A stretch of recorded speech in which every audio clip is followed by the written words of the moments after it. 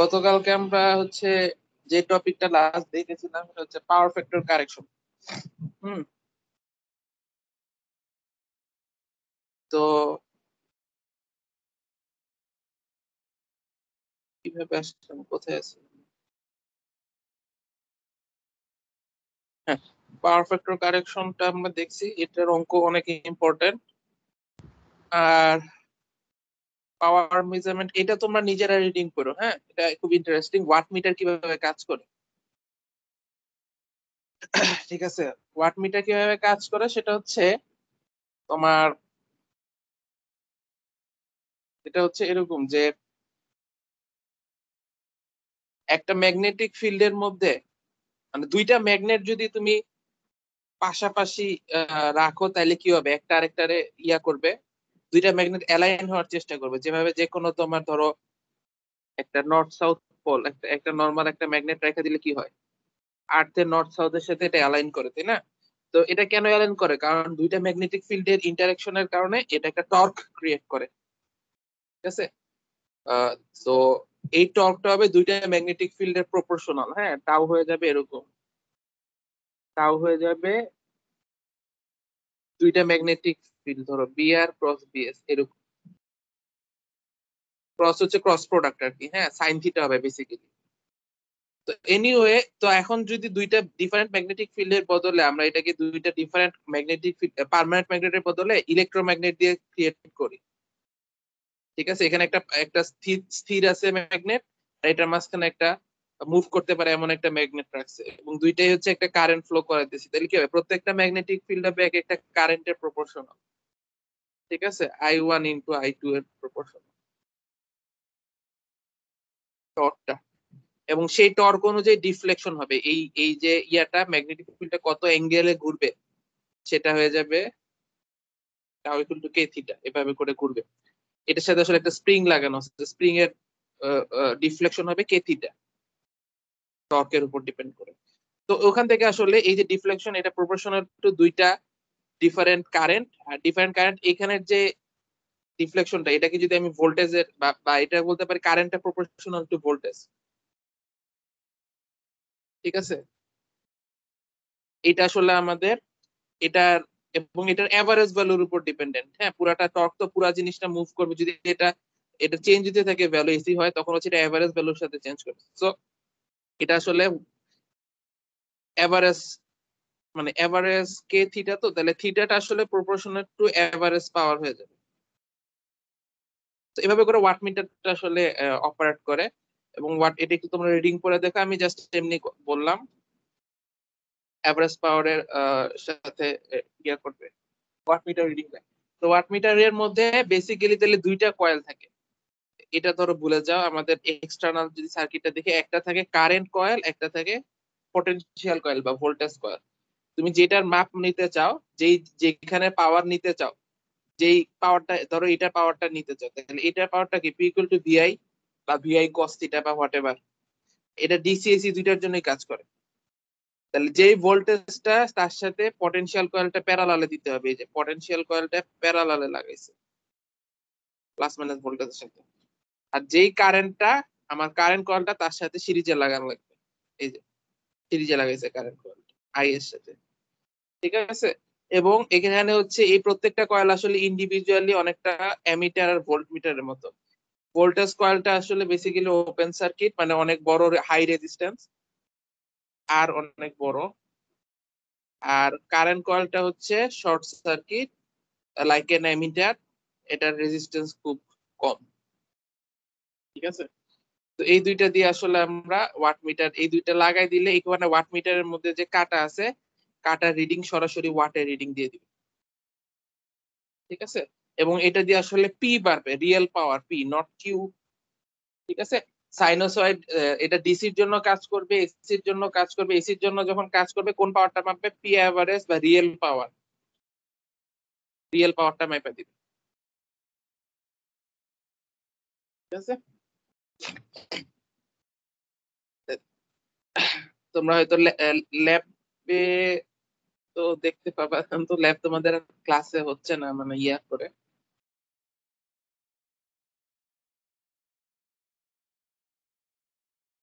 আচ্ছা, আর এই টাইপের অঙ্কগুলো তোমরা একটু দেখো, এগুলো আসলে মানে সোজা অঙ্ক। বেসিক্যালি হচ্ছে এই যে বিল কিভাবে হয়, বাসা বাড়িতে বিল কিভাবে আসে। তোমরা এটা হয়তো জানো, বিলের রেট আছে একটা নির্দিষ্ট অ্যামাউন্ট পর্যন্ত একটা রেটে বিল করে, তারপর তার চাইতে যদি বেশি তুমি ইয়া করো, খরচ করো, তাইলে আবার রেট বাড়ায় দেয়। এটা ইয়া করার এনকারেজ করার জন্য, যে কারেন্ট সেভ করার জন্য, এনকারেজ করার জন্য এরকম করে।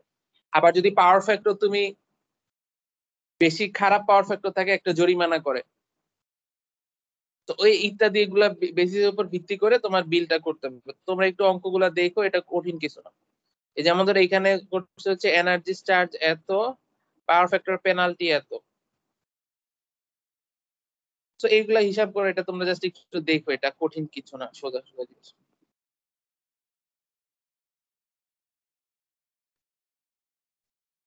হুম,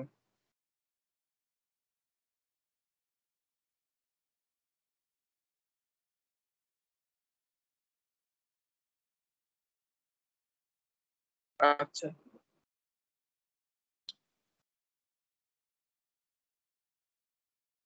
এই চ্যাপ্টারের বেসিক জিনিসপত্র আসলে আমাদের শেষ। তাহলে এই চ্যাপ্টার থেকে কি কি ধরনের অঙ্ক আছে একটু আমরা ইয়া করি, সামারি করি তো।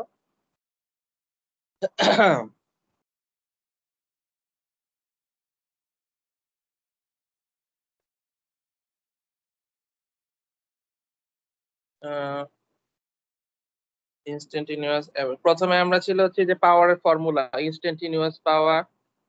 ঠিক আছে, এটার দুইটা কম্পোনেন্ট ছিল, পি এভারেজ আর একটা হচ্ছে এসি পার্ট, ইত্যাদি ইত্যাদি, এগুলো আমরা দেখছিলাম। তারপরে আমাদের আসছে হচ্ছে ও ম্যাক্সিমাম পাওয়ার ট্রান্সফার থিওরেম।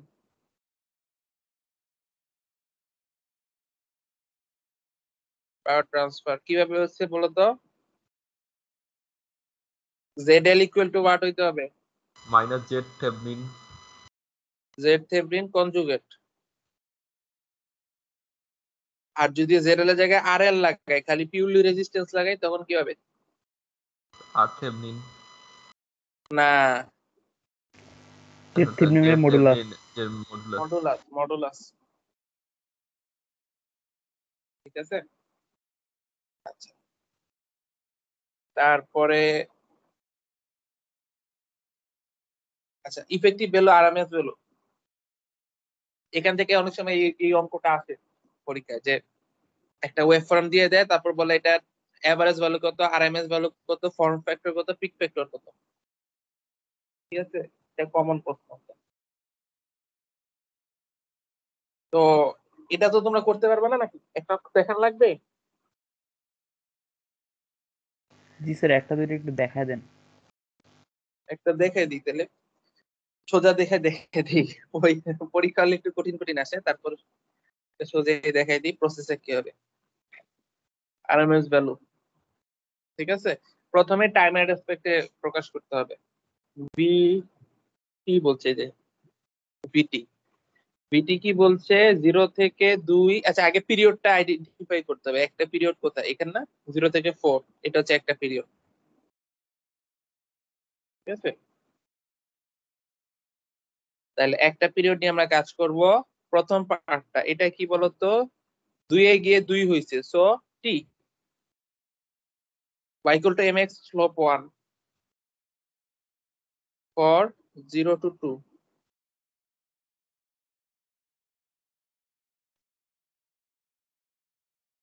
আর পরেরটা হচ্ছে -1 ফর 2 to 4।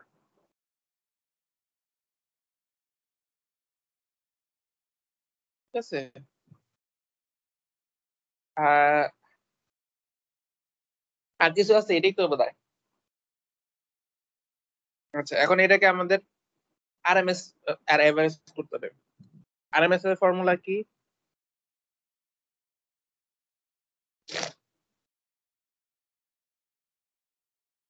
ভি স্কয়ারের ইন্টিগ্রেশন, তাই না?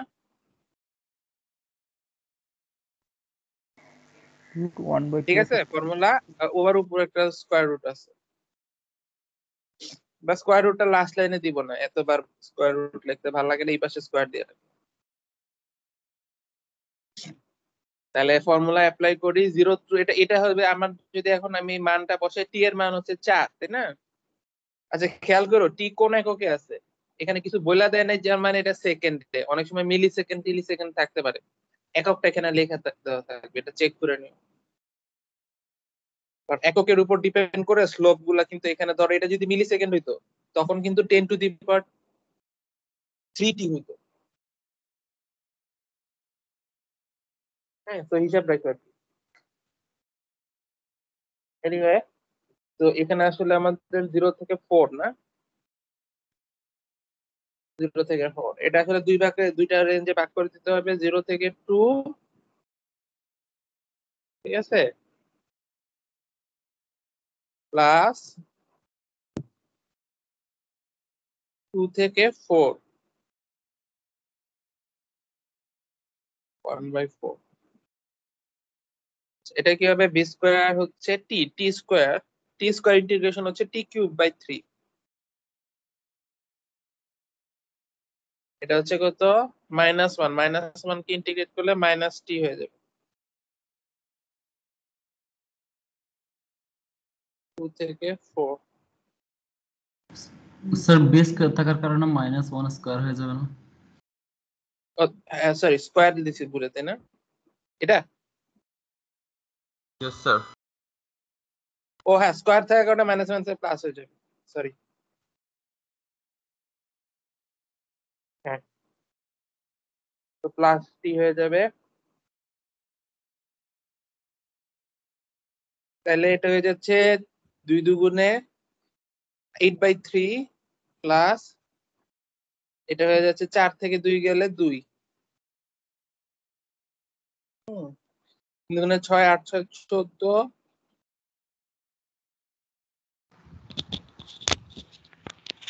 7/6, এটা হচ্ছে V square RMS, V RMS হয়ে যাচ্ছে √7/6, ঠিক আছে? এত ভোল্ট হবে, ভোল্ট কিনা একক দেখে, একক লেখা নাই, মানে এটা মানে লিখে দিলে ভোল্ট হইতো আর কি। আচ্ছা, এটা গেল হচ্ছে আরএমএস, আর এভারেজ কি হবে, 35 টা একটু দেখিয়েন স্যার। কি হয়েছে? স্যার এরিয়ং ম্যাথের পর 35 টা একটু দেখিয়েন স্যার, এটা পাইনি তো। 35,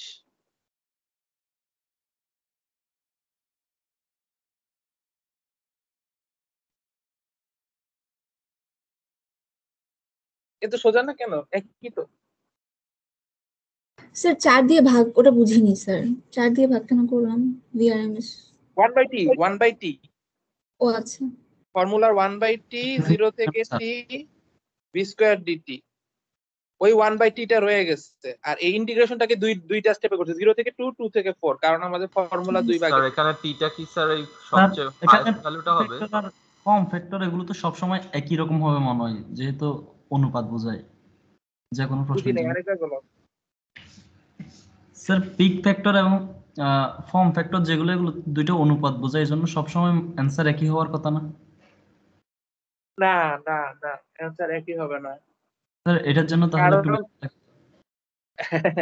খেয়াল করে দেখো, একই হবে না কেন আমি বলি, এটা depends on the wave form বা ওয়েভ শেপ, যেটাই বলো। এই জন্যই বলতেছে ফর্ম ফ্যাক্টর আর পিক ফ্যাক্টর। কারণ ধরো ফর এক্সাম্পল,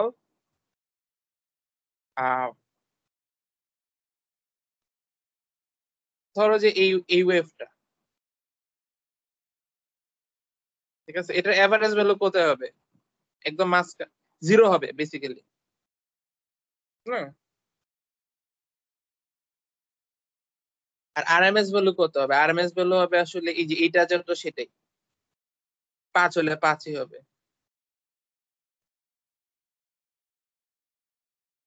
আর একটা ওয়েভ ফর্ম আছে,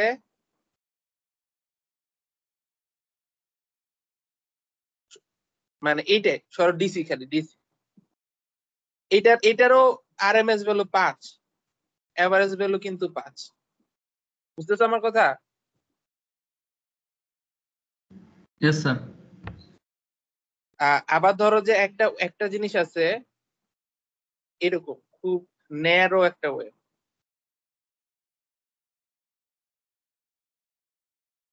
ঠিক আছে, আর আরেকটা আছে, ধরো এমন ভাবে আমি শেপ করলাম একটা পিওর সাইনোসয়েড,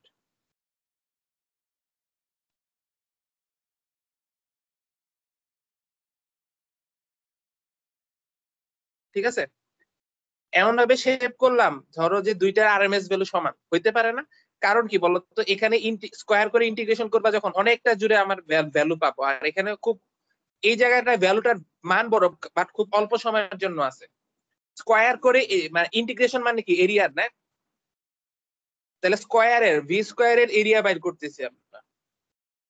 ঠিক আছে, তাহলে এখন তাহলে বলো যে এই দুইটাকে এমন ভাবে আমি মানগুলা সেট করছি স্কোয়ার করার পরে এটার এরিয়া দুইটা সমান হয়ে যায়, যাতে যেহেতু এটা ন্যারো, এটা যদিও অনেক চূড়া বড়, এটার আরএমএস ভ্যালু দুইটা সমান আসবে। বুঝা যাচ্ছে তো? আসতেই পারে, কিন্তু এখন পিক ফ্যাক্টর চিন্তা করো, কোনটার পিক বড়?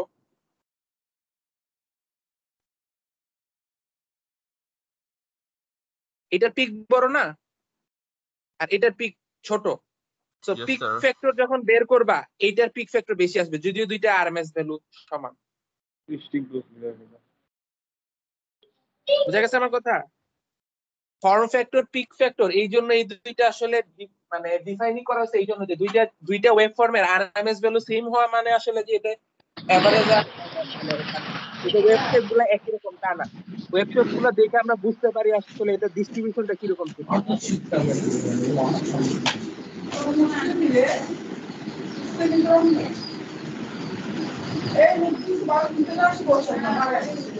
আচ্ছা, তোমার এই নয়েজ আসতেছে কারে?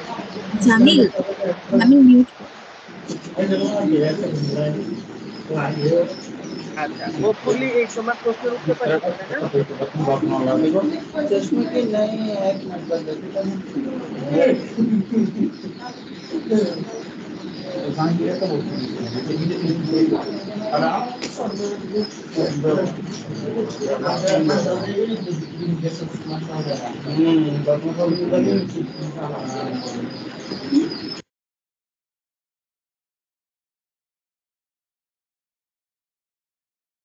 হ্যাঁ, আচ্ছা, হোপফুলি তোমাদের উত্তর পাইছো। ফর্ম ফ্যাক্টর, পিক ফ্যাক্টর সবসময় এক হবে না, যদি মানে আরএমএস হলো এক হইলেও অন্য জিনিসগুলো আলাদা হতে পারে। আর 35 নিয়ে কে যেন প্রশ্ন করছিল, 35 নাম্বার নিয়ে?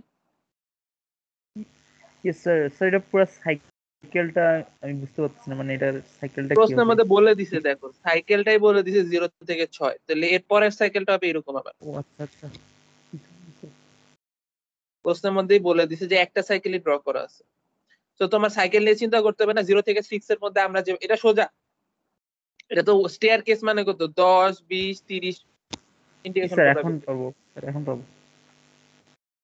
এটা আসলে ইন্টিগ্রেশনও করা লাগবে না, কারণ কি বলতো, আমি এটা বলতেছে আসলে আরএমএস হচ্ছে স্কোয়ারের এভারেজ ভ্যালু, তাই না?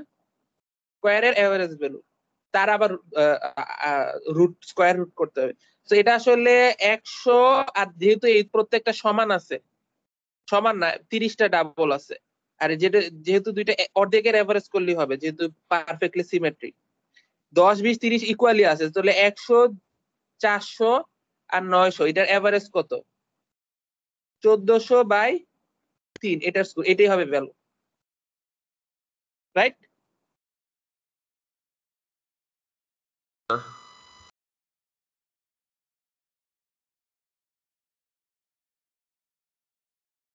আচ্ছা, এনিওয়ে, এরপরে আছে হচ্ছে অ্যাপারেন্ট পাওয়ার, পাওয়ার ফ্যাক্টর, এগুলার অঙ্ক মানে প্রচুর কমপ্লেক্স পাওয়ারের অঙ্ক। এগুলা ধরো যে এই কোর্স পরে মেশিন টেশিন যদি তোমাদের কোর্স আছে যেগুলো উপর অন্যান্য কোর্সেও লাগবে ইলেকট্রিক্যালে, এই কনসেপ্ট গুলো একটু মাথায় ইয়া করে ফেলো। একটা র্যান্ডম অঙ্ক করি না? স্যার 35-এ ফুল সাইকেল কি 0 থেকে 6 পর্যন্ত টাইম? হ্যাঁ, প্রশ্নে লেখা ছিল 0 থেকে 6, প্রশ্নের গায়ে লেখা আছে ওটা। আচ্ছা, বিভিন্ন ধরনের অঙ্ক হইতে পারে পাওয়ার থেকে, যেমন ধরো একটা দিছে যে সার্কিট দিয়ে দিছে, পাওয়ার ফ্যাক্টর, এভারেজ পাওয়ার, রিয়েক্টিভ পাওয়ার, বুঝতে পারতেছো সবকিছু, সব ধরনের পাওয়ার বের করতে হবে, কমপ্লেক্স পাওয়ার। তো তো এখানে বেসিক্যালি কারেন্ট বার করতে হবে, তারপর ভিআই কনজুগেট করতে হবে, বা I square R I square Z করতে হবে, যেটা তোমাদের পছন্দ। বুঝছো? দেখানো লাগবে?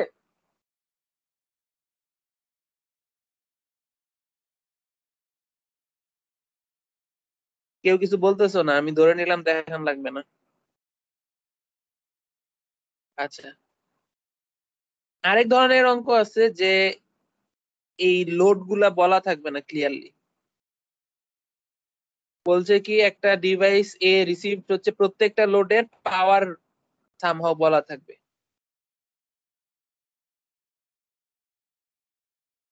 প্রত্যেকের কি পাওয়ার বলা আছে, ঠিক আছে? পাওয়ার, টোটাল পাওয়ার বেসিক্যালি এমন ভাবে দুইটা করে ইনফরমেশন দেওয়া আছে যাতে তুমি এস বের করে ফেলতে পারো। পাওয়ার, পাওয়ার ফ্যাক্টর বা কে পি আর কিউ, কিছু না কিছু বলা আছে।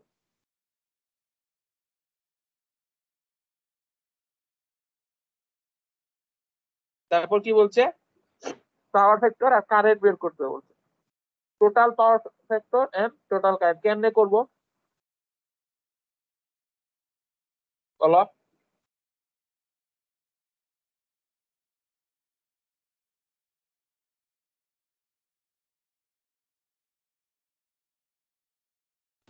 স্যার টোটাল পাওয়ার কে আগে বের করে নিতে হবে?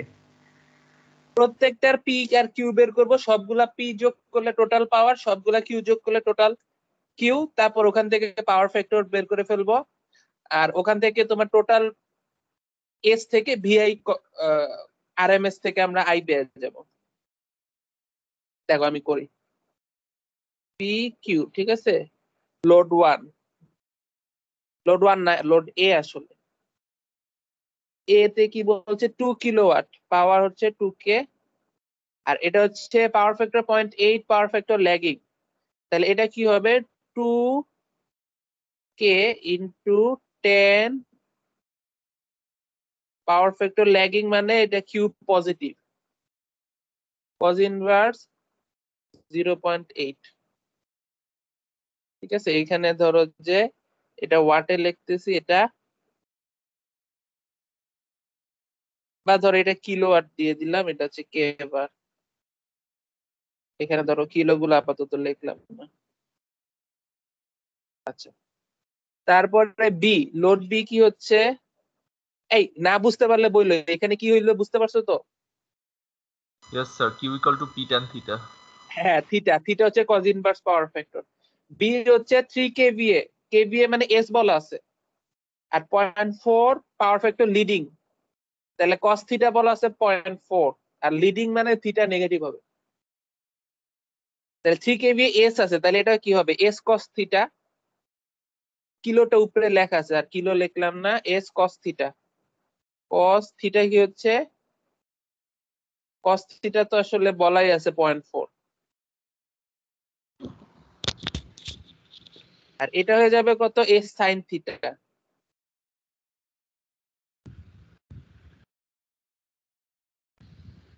এখানে একটা ঘাপলা আছে, বলছে লিডিং, লিডিং হলে থিটাটা নেগেটিভ হইতে হবে, এখানে মাইনাস চিহ্ন দিতে হবে।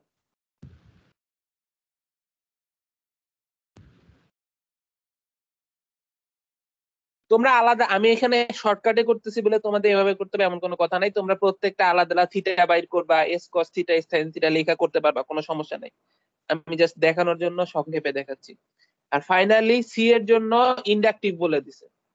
ইন্ডাকটিভ মানে কিউ পজিটিভ হবে, 1 কিলোওয়াট আর 500 ভার। তাহলে পি আর কিউ সরাসরি বলে দিছে, এটা 1, এটা হচ্ছে 0.5K। Yes sir. তাহলে টোটাল পি হবে, এই তিনটা যোগ করলে টোটাল পি, টোটাল কিউ হয়ে যাবে, এই তিনটা যোগ করলে total Q. Total power factor কি হয়ে যাবে?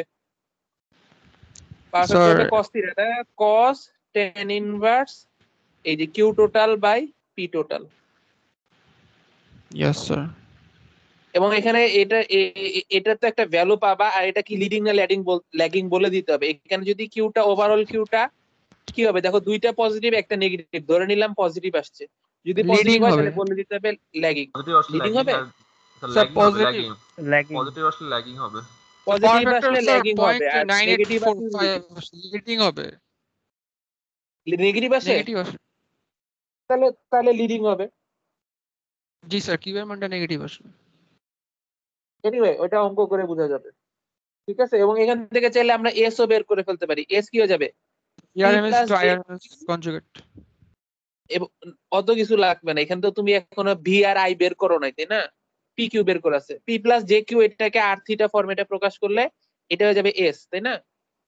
মানে apparent power yes yes sir. Sir. Complex. এই জায়গাটা আবার কি বলতো, ভিআরএমএস ইন্টু আইআরএমএস না, বা ইয়েস সেটাও স্যার। লাগবে না, এত কিছু লাগবে না। পি প্লাস জে কিউ যেটা, এটাই আসলে কি বলতো, V RMS IRMS conjugate, right? Yes sir. Yes sir. প্রশ্নের মধ্যে ভিআরএমএস বলে দিচ্ছে 120, আই বের করতে বলছে, তো কোনো ব্যাপার না, জি sir, S divided by sir VRM. VRMS. Yes sir.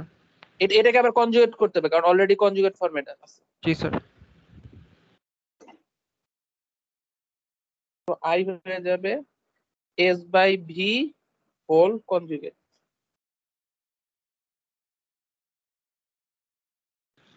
Anyway, so এভাবে করে আসলে আমরা অঙ্কটা করলাম।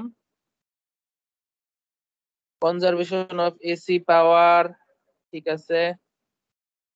এই টাইপের অঙ্ক অনেক পছন্দ স্যারদের পরীক্ষায় দেওয়ার জন্য,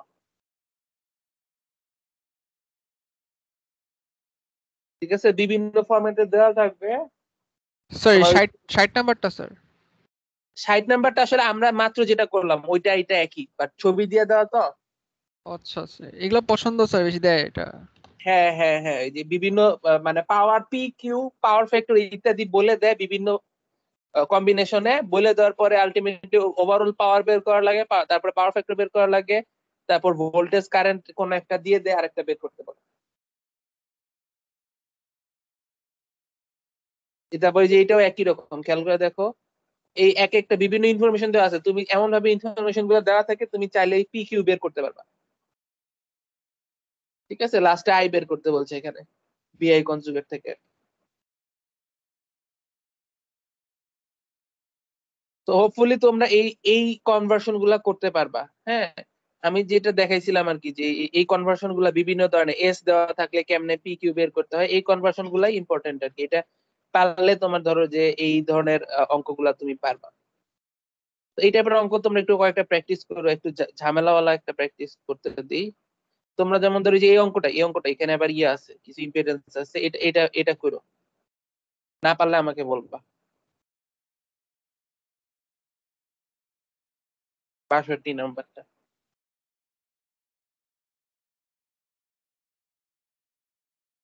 পাওয়ার ফ্যাক্টর কারেকশন তো অলরেডি তোমরা দেখছো, ওই যেটা পরীক্ষায় আসে একসাথে দুইটা, আগের অঙ্কটা আর এই অঙ্কটা মিলায় দেয়। প্রথমে বলবো যে ওকে এতগুলা লোড আছে, ওভারঅল পাওয়ার ফ্যাক্টর কত, তারপরে বলবো যে এই পাওয়ার ফ্যাক্টরটাকে ইমপ্রুভ করে এততে নিয়ে আসো। বুঝতে পারতেছো? এই অঙ্কটা বললো যে ওভারঅল পাওয়ার ফ্যাক্টর কত বের করো, বের করার পরে বললাম এরপরে একটা লেজ লাগাই দিলাম, 0.95 ল্যাগিং এ নিয়ে আসো পাওয়ার ফ্যাক্টর। তো তখন কি করতে হবে, টোটাল পি টোটাল কিউ জানো, আমার ওই যে পাওয়ার ফ্যাক্টর কারেকশন হিসাব তো দেখাইছি, তাই না? ওই হিসাবটা করতে হবে। একটা অঙ্ক দেখি পাওয়ার ফ্যাক্টর কারেকশন, তারপর এই যে যেটা সোজা দেখে একটা অঙ্ক দেখি। এই যে কি বলছে, 160 volt, 120 volt RMS value, 60 hertz, দুইটা লোড প্যারালালে আছে, টোটাল পাওয়ার ফ্যাক্টর বের করতে বলছে, find the value of the capacitance to power factor to unity. আচ্ছা, একবার ইউনিটিতে নিয়ে আসছে। আচ্ছা ঠিক আছে, তাহলে বুঝতে পারতেছো, পি কিউ আমরা বের করে ফেলি। একটা 24 কিলোওয়াট, এটা কিলোওয়াটে লিখতেছি, 24 কিলোওয়াট, আর এটা হবে 0.8 ল্যাগিং,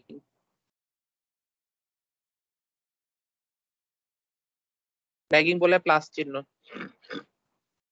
আর একটা 40 কিলোওয়াট, 0.95 ল্যাগিং,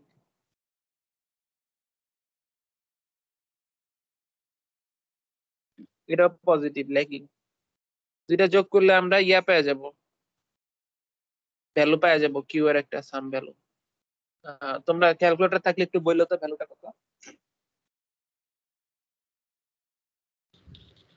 53.1 সরি স্যার 31.14 আচ্ছা Sir, 31 Q1 this is 31.144 total আসছে। Q1 আসছে স্যার 18 কিলোবার আর Q2 আসছে স্যার 13.14 কিলোবার। ওটা যোগ করলে স্যার এটা আসে। ঠিক আছে, এখন আমাদের বলছে ক্যালকুলেট, তাহলে পাওয়ার ফ্যাক্টর কত হবে? cos থিটা না, cos থিটা tan ইনভার্স এখানে আসতেছে 31.14/64 করলে আমাদের পাওয়ার ফ্যাক্টর এসে পড়বে। এবং এটা কি হবে বলতো, লিডিং না ল্যাগিং? স্যার ল্যাগিং ল্যাগিং হবে, পজিটিভ আছে। আর বেসিক্যালি Lagging দুইটা হবে। ল্যাগিং জিনিস যোগ করলে কখনো লিডিং পাওয়া যাবে না। দুইটা ল্যাগিং এ আরো ল্যাগিং হবে হয়তো। কত আসছে এটা? স্যার থিটা আসছে স্যার 25.95। পুরোটা 0.89 তো পুরোটা পাওয়ার ফ্যাক্টর আসছে স্যার 0.8992। ঠিক আছে, তাহলে এটা আসছে আমাদের প্রথম পার্টের ভ্যালু। তারপরে কি বলছে, ক্যাপাসিটেন্স দিয়ে পাওয়ার ফ্যাক্টর ইউনিটিতে নিয়ে আসতে হবে। ঠিক আছে, তো দেখো বেসিক্যালি আমাদের কিউ কত লাগবে ক্যাপাসিটেন্সে সেটা আগে জানতে হবে। তো খেয়াল করো এখানে আমাদের পাওয়ারটা ছিল এরকম 64 আর 31, তাই না? জি স্যার ওই 31টাই হবে। এখন আমাদের আসলে বলছে ইউনিটি মানে পুরোটা একেবারে এখানে নিয়ে আসতে হবে। তো পুরো 31 এর সমান, মানে এইটাই আসলে এটাই ক্যাপাসিটেন্স, হয়ে যাবে স্যার। বাট এটাই করতে হবে। আর যদি আমাদের ইমপ্রুভ করে বলতে যে না 0.95 ল্যাগিং এ নিয়ে আসো, তখন কি করতে হইতো? 64 কিলোওয়াটের জন্য 0.95 ল্যাগিং এ কত কিউ লাগতো সেটা হিসাব করা লাগতো। 64 জন্য 0.95 এ এই কিউ2 টা বের করতে হইতো। আর কিউ1 তো এখানে আছে 31, দুইটা বিয়োগ করে ক্যাপাসিটরের কিউটা পাইতাম। তো এখন আসলে ক্যাপাসিটরের কিউ কত হবে? বেসিক্যালি ওই যে এই পুরাটাই হয়ে যাবে 31.144 কিলোবার। এবার ঠিক আছে। এবং এইটা কি আমরা জানি, এটা হচ্ছে P equal to V square by R, এই ফর্মুলাটা V square by R এর জায়গায় Z হবে না? Z তো Z আসলে হচ্ছে Z না X, আসলে X হচ্ছে 1/ωc, তাই না? সো কাটাকাটি করে এটাও Yes, sir. থাকবে না, এটা হয়ে গেল 1/ωc, দ্যাট মিন্স ωc। এখান থেকে C বের করে ফেলতে পারি 31.14 K ডিভাইডেড বাই ওমেগা হচ্ছে 2π 60 হার্টজ 2 পাই 60 হবে। হ্যাঁ 60 হবে। আর V RMS স্কয়ার হচ্ছে 120 স্কয়ার। বসাই দিলে আমরা ক্যাপাসিটরের ভ্যালু পেয়ে যাব 5.74 5.7 millifarad. 10/3 So millifarad 5.7। আচ্ছা এটা বলো তো, এই যে ভ্যালুটা আসছে এটা কি বড় না ছোট, কিরকম ভ্যালু আসছে? ছোট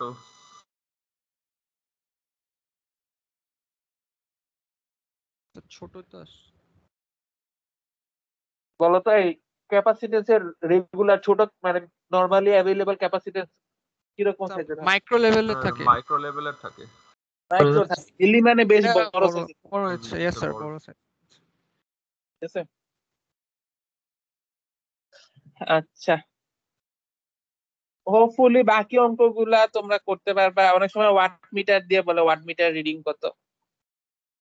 ওয়াট মিটার রিডিং মানে কি, বেসিক্যালি এই যে ওয়াট মিটারের যেটা যেই কারেন্টটা দেখবা আর যেই ভোল্টেজটা দেখবা সেটার ভিআই কস থিটা। ঠিক আছে, ওয়াট মিটার রিডিং যদি নিতে বলে তো কঠিন কিছু না। নরমালি হচ্ছে ওয়াট মিটার ঠিকঠাক মতো লাগাইলে পাওয়ার বের করতে বলতেছে বেসিক্যালি। ঠিক আছে, তো পাওয়ারটা কেমনে বুঝবা, কোনখানের পাওয়ার? যেই কারেন্টটা দিচ্ছে আর যেই ভোল্টেজটা দিচ্ছে ওইটা দিয়ে যেই পাওয়ারটা, এই অংশের পাওয়ারটা যাচ্ছে যেমন। ঠিক আছে,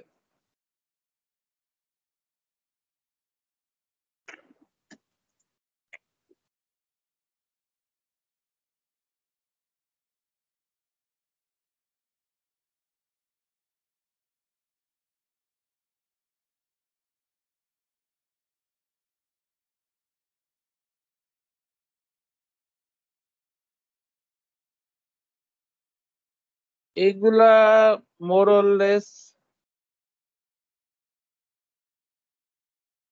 তোমাদের পাওয়ার কথা। হ্যাঁ, কোনো ইয়া না, কঠিন কিছু না।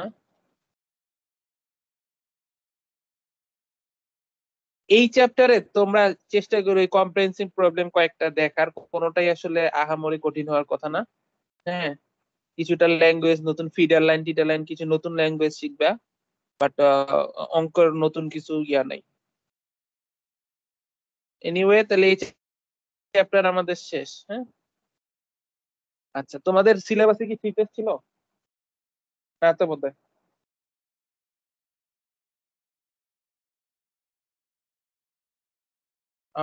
43 বাজে। সিফেস তোমাদের মনে হয় নাই। আমাদের বাকি আছে হচ্ছে ম্যাগনেটিক সার্কিট 1 নাম্বার, আর আরেকটা হচ্ছে এসি তে তোমাদের রেজোন্যান্সের পার্টটা এই বইয়ে কোথায় আছে, এই বইয়ে তো দেখতেছি না, তাইলে মনে হয় বয়েল স্টেট থেকে পড়ার লাগবে।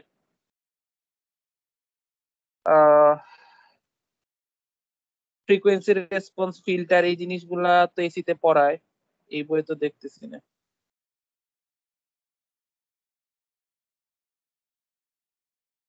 কঠিন কিছু না, দেখাই দিই just। এটা হচ্ছে একটা সার্কিট ধরো। স্যার আর কয়টা চ্যাপ্টার বাকি আছে আমাদের?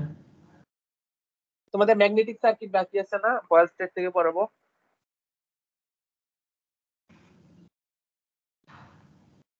আর ওখানে কয় চ্যাপ্টার, 2 চ্যাপ্টার বোধহয়, আমি জানি না, দেখতে হবে।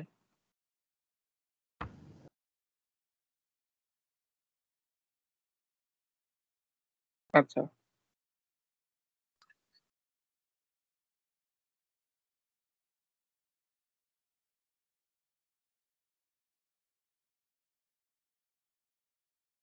ধরো একটা সার্কিট, এভাবে আমরা ইনপুট আউটপুট দিলাম, সব এসি, ঠিক আছে, সব এসি ইনপুট এসি আউটপুট। তোমাকে বললাম V out by V in বের করো, কি হবে বলো তো?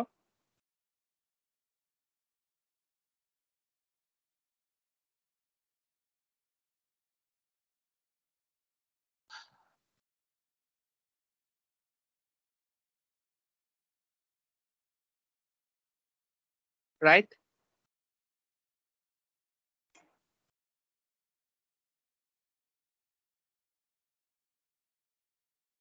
ভোল্টেজ ডিভাইডার রুল অ্যাপ্লাই করলাম।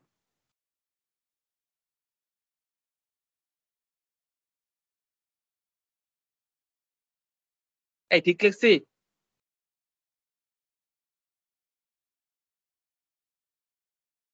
কেউ কিছু বলে না কেন? জি স্যার, ঠিক আছে। V out by V in, magnitude check করতেছি, কি হবে? 1 তো 1 ম্যাগনিটিউড, আর নিচেরটার ম্যাগনিটিউড কি হয়ে যাবে? Sir omega square R square C square. হ্যাঁ, এখানে এখন এটাকে বললাম তুমি ওমেগার রেসপেক্টে প্লট করো। দ্যাট মিন্স ফ্রিকোয়েন্সি যদি চেঞ্জ করি, এই V out by V in এর ভ্যালু কিভাবে চেঞ্জ হবে, এটাকে বলে ম্যাগনিটিউড রেসপন্স। ওমেগার রেসপেক্টে কিভাবে সার্কিটটা চেঞ্জ করতেছে, ম্যাগনিটিউডটা চেঞ্জ হচ্ছে, বলো তো? চিন্তা করো, ওমেগা যখন 0 হবে কি হবে? এটা নাই, 1 হয়ে যাবে। আচ্ছা, আর ওমেগা যখন ভেরি হাই হবে, অনেক হাই ফ্রিকোয়েন্সি এসি, ধরো যে ইনফিনিটি কাছে, মানে অনেক হাই বুঝাচ্ছি আর কি, ভেরি হাই, তখন কি হয়ে যাবে? এই জায়গাটার ভ্যালু অনেক বড় হবে। 1টা তখন ইগনোর করে তুমি চিন্তা করো 1 দিয়ে অনেক বড় কিছু দিয়ে ভাগ করতেছো, প্রায় মানে শূন্যের কাছাকাছি হবে অলমোস্ট 0 হয়ে যাবে। Almost zero. আচ্ছা, তাহলে এটার মাঝখানে কোথাও একটা ট্রানজিশন হবে, কোথায় ট্রানজিশন হবে আমরা জানি না, এটা 1 থেকে 0 হবে। ট্রানজিশনটা আমরা বোঝার জন্য আমরা এমন একটা চিন্তা করি, কোন পয়েন্টে পাওয়ার অর্ধেক হবে, কোন ফ্রিকোয়েন্সিতে পাওয়ারটা অর্ধেক হয়ে যাবে, এটাকে বলে কাট অফ ফ্রিকোয়েন্সি। কোন ফ্রিকোয়েন্সিতে, মানে আমি যদি এভাবে প্লট করি, আমি আসলে কোন একটা সময় এরকম হয়েছে, রাইট? আর নাহলে তো 1 থেকে 0 কাছে যেতে পারবে না। কোন একটা ফ্রিকোয়েন্সিতে পাওয়ারটা অর্ধেক হয়ে গেছিল। পাওয়ার অর্ধেক মানে ভোল্টেজ কত হইছে বলতো?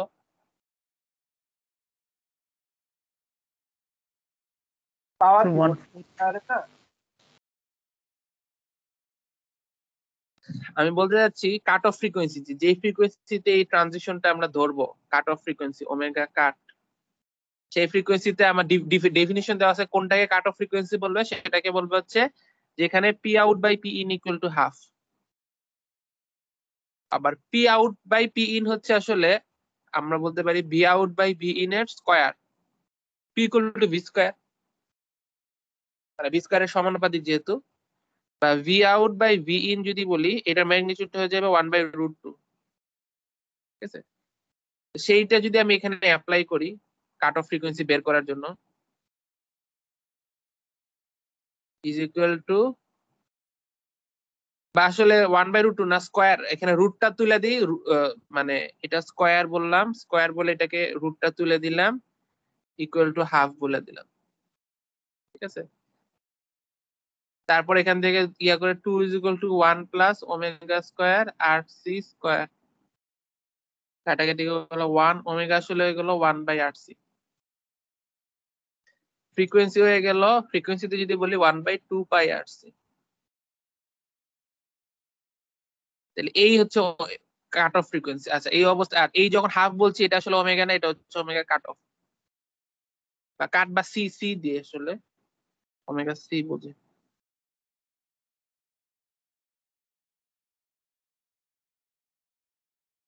ঠিক আছে, তাহলে ওমেগা সি ফ্রিকোয়েন্সিতে আমরা বলছি ট্রানজিশন হচ্ছে, ট্রানজিশন এরিয়াটা কি 1/RC। এখানে ইন্টারেস্টিং ফ্যাক্ট হচ্ছে এইটা তাইলে একটা লো পাস ফিল্টার।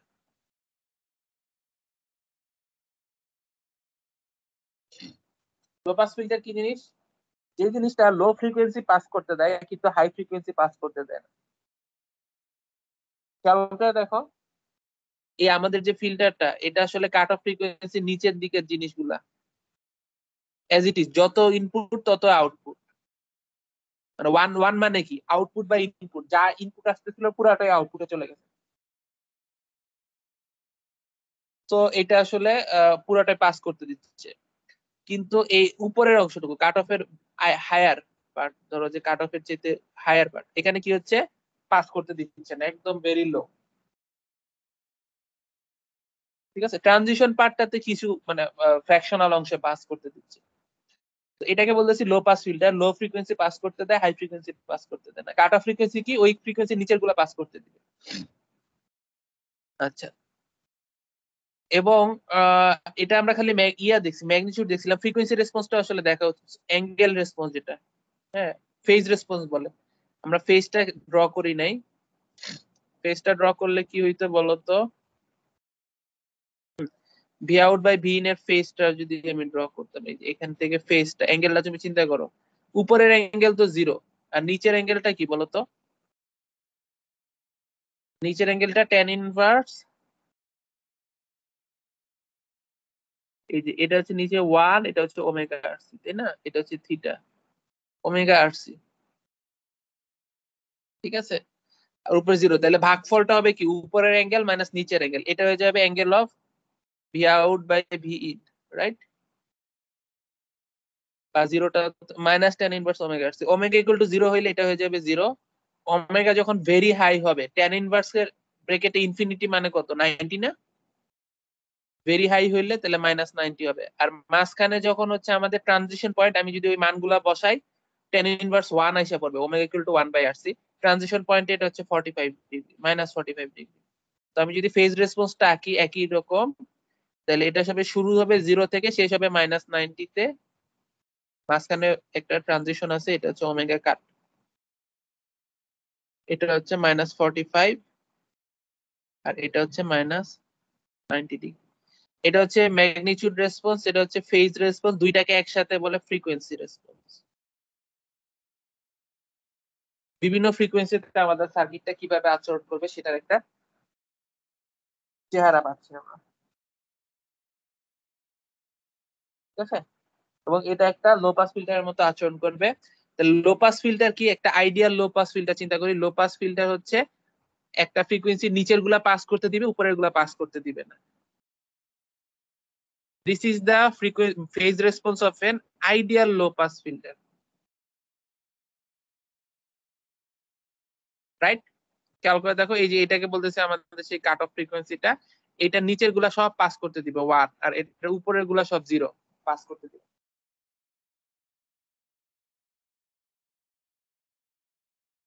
সিমিলারলি বলতো আইডিয়াল হাই পাস ফিল্টার দেখতে কেমন হবে?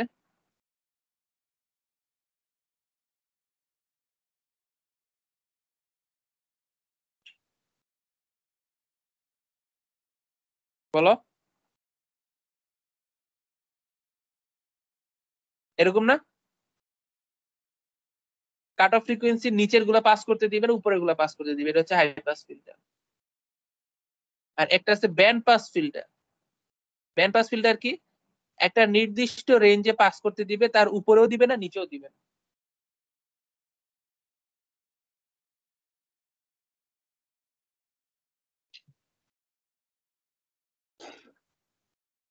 আরেকটা আছে এই তোমরা কি কথা শুনতে পাচ্ছ আমার? কেউ কোনো রেসপন্স নাই, কিছু নাই তো? Yes, sir. Stop band, sir Yes, sir.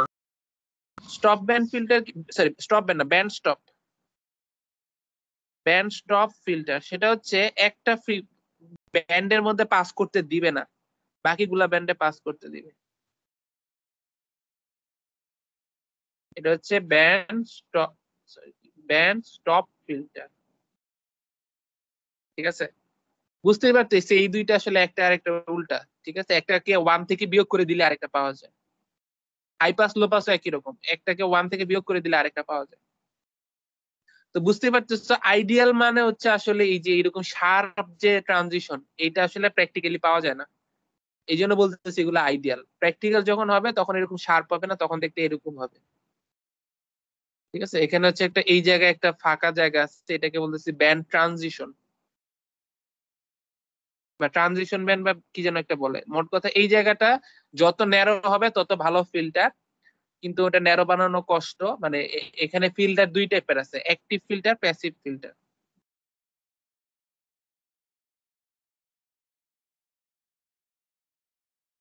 Active filter কি? এটা পাওয়ার কনজিউম করে। মানে আমাদের যে একটু আগে আমরা একটা প্যাসিভ লো পাস ফিল্টার দেখছিলাম, তাই না? এটা হচ্ছে আমার প্যাসিভ ফিল্টার একটা। কেন? এখানে আর আর সি দিছে, এখানে কিন্তু তুমি আর কে সাপ্লাই, মানে তোমার এক্সটার্নাল কোনো পাওয়ার সাপ্লাই নাই।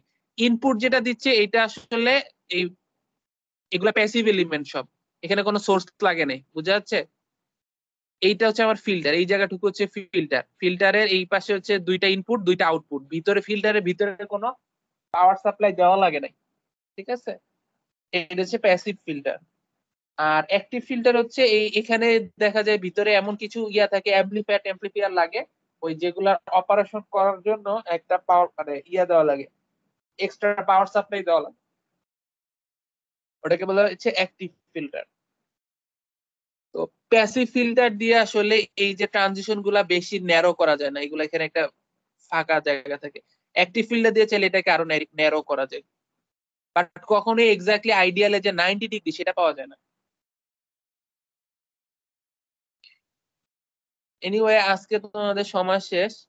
দেখি এগুলা কোনোটা একটা বই থেকে বোধহয়, আমার মনে হয় ইয়ার ওই যে কি বলে বয়েলস্টেডের বইটাতে আছে, আমি তোমাদের রেফারেন্স বই দিয়ে দিব। জি স্যার, একটু দিয়ে দিন স্যার এটা। স্যার স্যাডিকুর বই পাবো না স্যার? সাদিকুর বই তো দেখলাম না, আমি তো এই কয়টা চ্যাপ্টার পড়ায় ফেললাম, পরের দিকে আছে কিনা আমি একটু খুঁজে দেখবো না, অন্য চ্যাপ্টারে আছে কিনা। ওকে, থ্যাংক ইউ স্যার।